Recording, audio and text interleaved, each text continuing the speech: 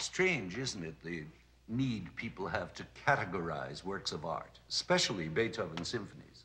The graceful first, the charming second, the fateful fifth, the choreographic seventh, and so on. In the case of this Eighth Symphony, which I am in the process of restudying, the pigeonholing seems least justifiable of all.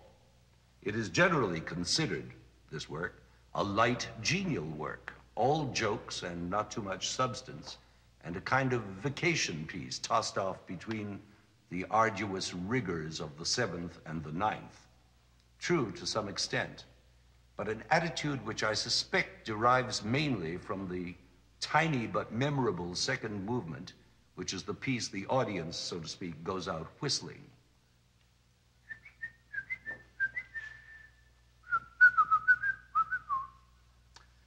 But as I sit here pondering the symphony as a whole, I find rigors as arduous as you could wish for.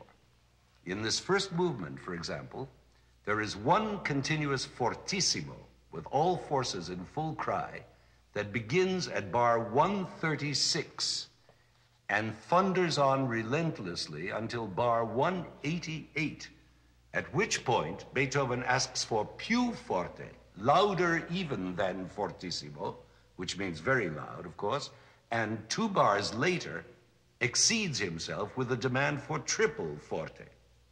Now, there exists no machine to measure these differences. They amount to very loud, double forte, 2 Fs, which is as loud as Beethoven usually gets at his most dynamic, and then even louder, and then louder still, and this for a non-stop sequence of 60 bars. I believe someone has pointed out that this passage is the longest continuous fortissimo in all classical music, some lightweight vacation piece.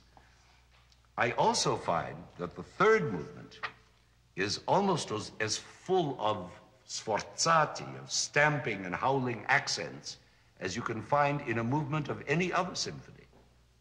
There are 27 sforzati on the first page alone of this minuet. And I also find that the finale is one of the most prolonged structures in all Beethoven, extremely reluctant to finish, having at least 5 discernible codas, each of which tops the last. In short, it's a weighty and very forceful symphony, this Eighth, and one from which I hope you will take away with you much more than the dainty metronome tune in the second movement.